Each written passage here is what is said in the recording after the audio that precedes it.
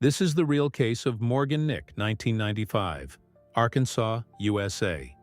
Let us know in the comments which city and country you're watching from. Every year, over 460,000 children vanish without a trace in America alone. That's one child every 40 seconds disappearing into the darkness. But what happened on June 9, 1995, in a small Arkansas town would become one of the most haunting unsolved mysteries that continues to torment a mother's heart 30 years later. Picture this: a warm summer evening, the crack of baseball bats echoing through Alma, Arkansas, and the innocent laughter of children playing nearby. The Little League game was in full swing, parents cheering from the bleachers, completely unaware that a predator was watching, waiting, calculating his next move from the parking lot. 6-year-old Morgan Nick was living what should have been every child's perfect night, watching her favorite sport surrounded by family and friends at the Wofford Sports Complex. Her blonde hair caught the stadium lights as she cheered for the players, her bright smile lighting up the stands, completely unaware that evil was lurking just steps away in the shadows. What started as an innocent trip to catch fireflies with 2 other children near the baseball field would end in every parent's worst nightmare. In a matter of minutes, Morgan vanished into thin air, leaving behind only her shoes and a mystery that would launch one of the largest missing children investigations in Arkansas history. The FBI, local police, and hundreds of volunteers would search relentlessly through woods, rivers, and abandoned buildings, but Morgan seemed to have disappeared without a single trace. Her disappearance would birth the Morgan Nick Foundation that has helped thousands of families find their missing children. But the question that haunts everyone remains: what really happened to Morgan Nick that night? The answer lies in the chilling details of those final moments. The mysterious red pickup truck spotted in the area, and what investigators discovered will shock you to your core. The evening of June 9, 1995, started like any other Friday night in Alma, Arkansas, a tight-knit community where everyone knew each other and children played freely without fear. Colleen Nick had taken her 6-year-old daughter Morgan to watch her friend's son play in the Little League game at the Wofford Sports Complex, a decision that would haunt her for the rest of her life. Morgan was a vibrant, outgoing child with golden blonde hair and sparkling blue eyes, known throughout the community for her infectious laugh and fearless spirit. She loved baseball, horses, and catching fireflies, simple pleasures that painted the picture of an innocent childhood in small-town America. As the game progressed into the evening hours, around 10:30 p.m., Morgan grew restless, sitting in the bleachers, and asked her mother if she could go play. With the trusting nature of a small community where crime was virtually non-existent, Colleen gave her permission, watching as Morgan skipped away with 2 other children, a 4-year-old boy and an 8-year-old girl, toward the nearby parking lot to catch fireflies dancing in the warm summer air. The parking lot was dimly lit, situated just beyond the baseball field's bright stadium lights, creating pockets of shadows where anything could hide undetected. Other parents were scattered around the complex, their attention focused on the game, creating a false sense of security that a predator would soon exploit. Within minutes of Morgan leaving the safety of the bleachers, her innocent world would collide with pure evil, setting in motion a chain of events that would destroy one family's life forever and expose the terrifying reality that monsters don't just exist in fairy tales. They walk among us, waiting for the perfect moment to strike. The 2 children who were with Morgan that night would become the only witnesses to one of the most chilling abductions in American history, their testimonies painting a terrifying picture of how quickly innocence can be stolen. According to their accounts, the 3 children were playing happily in the parking lot, chasing fireflies that flickered like tiny stars in the darkness, when a man approached them from the shadows near a red pickup truck with a white camper shell. The 8-year-old girl later described the stranger as a white male, approximately 6 feet tall, with a medium build and dark hair, wearing a white t-shirt and jeans, a description so ordinary it made him blend seamlessly into any crowd. What happened next would be seared into these children's memories forever. The man called out to Morgan specifically, somehow knowing her name, which sent immediate chills down investigators' spines when they realized this wasn't a random crime of opportunity. The stranger lured Morgan toward his vehicle with promises that remain unknown to this day, but whatever he said was convincing enough to make a cautious child approach a complete stranger in the darkness. The two other children, sensing something was wrong, ran back toward the baseball field to alert the adults. But by the time they reached the bleachers and frantically told Colleen Nick what they had witnessed, it was already too late. When Colleen rushed to the parking lot, her heart pounding with a mother's intuition that something terrible had happened, she found only Morgan's shoes lying abandoned on the asphalt and the red pickup truck speeding away into the Arkansas night. In that moment, Colleen Nick's world shattered into a million pieces, beginning a nightmare that continues to this day, 30 years later. The discovery of Morgan's abandoned shoes triggered an immediate and massive response that would become one of the largest missing child investigations in Arkansas history. Within minutes of Colleen's frantic 911 call, the Alma Police Department, Crawford County Sheriff's Office, and Arkansas State Police converged on the Wofford Sports Complex, transforming the peaceful baseball field into a crime scene buzzing with activity. The FBI was contacted immediately, recognizing the severity of a child abduction case, and by dawn, federal agents were coordinating with local law enforcement to launch an intensive search operation. Bloodhounds were brought in to track Morgan's scent, following her trail from the bleachers to the parking lot where it abruptly ended at the spot where the red pickup truck had been parked. A devastating confirmation that she had indeed been taken against her will. Helicopters circled overhead while search teams on foot combed through every inch of the surrounding woods, abandoned buildings and waterways, desperately hoping to find any trace of the missing girl. The investigation revealed chilling details that made seasoned detectives' blood run cold.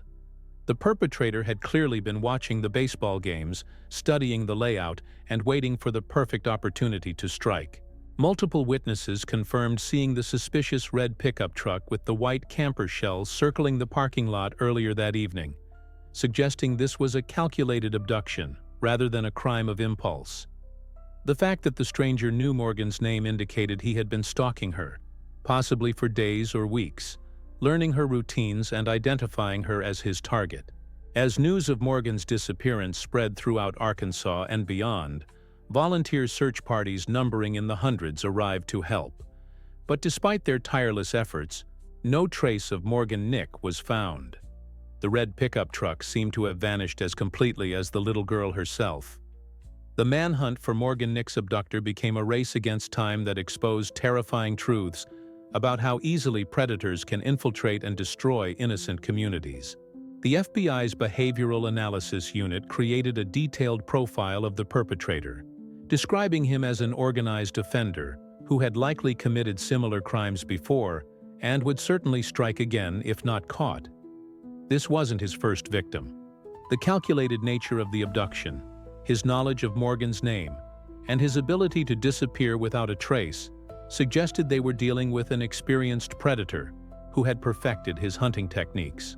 Law enforcement agencies across multiple states were alerted to be on the lookout for the distinctive red pickup truck with a white camper shell, but it was as if the vehicle had vanished into thin air, leading investigators to believe it may have been destroyed, repainted, or hidden immediately after the crime. The investigation took a disturbing turn when detectives discovered that several other children in the area had reported being approached by a similar-looking man in recent weeks, suggesting Morgan's abductor had been stalking potential victims throughout the region. These near-miss encounters painted a chilling picture of a predator systematically hunting children, studying their routines, and waiting for the perfect opportunity to strike. Colleen Nick, meanwhile, was living every parent's worst nightmare, refusing to leave the search area and spending sleepless nights walking the streets calling Morgan's name, her voice echoing through the darkness with desperate hope. The community of Alma was forever changed, as parents who had once allowed their children to play freely outside now lived in constant fear, realizing that evil could strike anywhere, anytime, even in the safest-seeming places. But what investigators discovered next about the red pickup truck and its owner would send shockwaves through the entire investigation. The breakthrough came when investigators traced the red pickup truck to a local man whose alibi would crumble under scrutiny, sending shockwaves through the tight-knit community of Alma. Billy Jack Links, a 32-year-old convicted child molester who had been released from prison just months before Morgan's disappearance, owned a red pickup truck matching the witness's description perfectly. When FBI agents arrived at his residence for questioning, they discovered he had hastily sold the vehicle immediately after Morgan's abduction. A suspicious action that raised every red flag in the investigation. Links had a horrifying criminal history involving the sexual assault of children, and his release from prison had gone largely unnoticed by the community, allowing him to move freely among families and their children without anyone knowing the monster living in their midst. During intense interrogations, Links provided contradictory statements about his whereabouts on the night of June 9, 1995, and his nervous demeanor convinced investigators they had found their prime suspect. The FBI obtained search warrants for his property, his sold vehicle, and any locations he had access to, hoping to find forensic evidence linking him to Morgan's disappearance. However, what they discovered during these searches would prove both promising and frustratingly inconclusive, as Links had clearly taken steps to cover his tracks. Witnesses placed him in the area of the baseball complex on multiple occasions leading up to Morgan's disappearance, confirming investigators' theory that he had been stalking potential victims. The community was horrified to learn that a convicted predator had been living among them, attending local events where children gathered, hunting for his next victim while parents remained blissfully unaware of the danger. But despite mounting circumstantial evidence, prosecutors faced a devastating reality that would allow this monster to potentially escape justice. The devastating truth that would haunt investigators for decades was that despite overwhelming circumstantial evidence, they lacked the crucial physical proof needed to charge Billy Jack Links with Morgan's abduction. The red pickup truck had been thoroughly cleaned and detailed before being sold, eliminating any potential DNA evidence or forensic traces that could definitively link Links to the crime. Without Morgan's body, physical evidence, or a confession, prosecutors were forced to watch their prime suspect walk free, knowing in their hearts that a child killer was returning to the streets to potentially strike again. The legal system's demand for concrete proof beyond reasonable doubt became a protective shield for a monster, illustrating the heartbreaking reality that sometimes justice fails when it's needed most. Links continued to deny any involvement in Morgan's disappearance, maintaining his innocence despite the mountain of circumstantial evidence pointing directly at him. The FBI maintained round-the-clock surveillance on him for months, hoping he would lead them to Morgan's remains or make a mistake that would provide the evidence they needed. However, Links was cunning and careful, aware that he was being watched and taking precautions to avoid any incriminating behavior. The frustration for law enforcement was palpable. They had identified their suspect, understood his methods, and connected him to the crime scene, yet they remained powerless to bring him to justice. For Colleen Nick, this development was both a blessing and a curse. She finally had a face to attach to her daughter's disappearance, but that same face would continue haunting her community as a free man. The investigation would take another shocking turn when Links's past revealed even more disturbing connections to missing children cases across multiple states. The FBI's investigation into Billy Jack Links revealed a horrifying pattern that connected him to multiple unsolved missing children cases across Arkansas, Oklahoma, and Texas, painting a picture of a serial predator who had been hunting children for years. Cold case files were reopened as investigators discovered that Links had been present in several communities when children vanished under similar circumstances, always near recreational areas where families gathered, always involving young blonde girls between the ages of 5 and 8. The Geographic Profiling Unit mapped his movements over the past decade, revealing a calculated pattern of relocating after each suspected crime. Using his job as a roofer to travel between states, and avoid detection by local law enforcement. In 2000, 5 years after Morgan's disappearance, justice would finally catch up with Lynx when he was arrested for the sexual assault of another child in Oklahoma, sending him back to prison where he could no longer harm innocent victims. However, even behind bars, Lynx refused to cooperate with investigators or provide any information about Morgan's fate, taking his secrets with him and leaving the Nick family without closure. During his imprisonment, behavioral analysts attempted to profile him further, hoping to understand his methods and possibly locate other victims. But Lynx remained silent, demonstrating the calculating nature that had allowed him to evade justice for so long. The breakthrough everyone had hoped for came in 2010, when Lynx was diagnosed with terminal cancer, and investigators hoped his impending death might finally loosen his tongue and provide answers about Morgan's disappearance. FBI agents made one final attempt to extract a confession from him, appealing to whatever humanity might remain in his diseased soul. But Lynx died in prison in 2010, taking the truth about Morgan Nick with him to his grave. The death of Billy Jack Lynx in 2010 marked the end of one chapter, but the beginning of an even more agonizing phase for the Nick family, living with the knowledge that they would never get the answers they desperately needed. Colleen Nick faced the crushing reality that her daughter's abductor had died without revealing Morgan's location, without providing closure, and without facing justice for his heinous crime.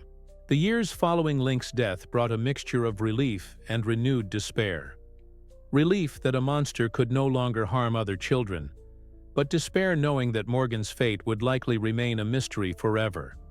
However, Colleen refused to let her daughter's disappearance be in vain, channeling her grief and determination into creating the Morgan Nick Foundation in 1996, just 1 year after her daughter vanished. This foundation would become a beacon of hope for thousands of families facing similar nightmares, providing resources, support, and investigative assistance to help locate missing children across America. The Foundation's work has directly contributed to finding over 1,000 missing children and has trained countless law enforcement officers in child abduction response techniques. Colleen's transformation from grieving mother to fierce advocate demonstrates the incredible power of a mother's love and her refusal to let evil triumph completely. The Morgan Nick case also led to significant changes in how missing children cases are handled, including faster Amber Alert responses, improved communication between agencies, and better training for officers dealing with child abductions. Every missing child poster that goes out, every Amber Alert that saves a life, every family that gets reunited with their missing child carries a piece of Morgan Nick's legacy with it. But for Colleen, no amount of success in helping other families can fill the void left by her daughter's absence. 30 years have passed since that fateful June evening when Morgan Nick vanished into the Arkansas darkness. Yet her case remains as active today as it was in 1995, proving that some mysteries transcend time and continue to haunt us across generations. The FBI still receives tips about Morgan's disappearance, investigating every lead with the same intensity as they did 3 decades ago, because somewhere out there, the truth about what happened to that innocent 6-year-old girl still waits to be discovered. Advances in DNA technology, facial recognition software, and forensic science offer new hope that evidence overlooked in 1995 might finally provide the breakthrough that brings Morgan home. Colleen Nick, now in her 60s, continues to fight for her daughter every single day, never giving up hope that she might still find answers or at least recover Morgan's remains to provide her with a proper burial. The red pickup truck that carried Morgan away that night became a symbol of every parent's worst fear, the realization that evil can strike anywhere, anytime, and steal our most precious treasures in the blink of an eye. Morgan's case serves as a stark reminder that there are still monsters walking among us, predators who see children not as innocent souls to be protected, but as objects to be hunted and destroyed. The empty bedroom in Colleen's house remains exactly as Morgan left it, a shrine to a little girl who would now be 36 years old. possibly with children of her own, if not for one monster's evil decision 30 years ago. While Billy Jack Lynx may have escaped earthly justice, Morgan Nick's legacy lives on through every child saved by the foundation that bears her name, ensuring that her disappearance, though tragic, was not in vain.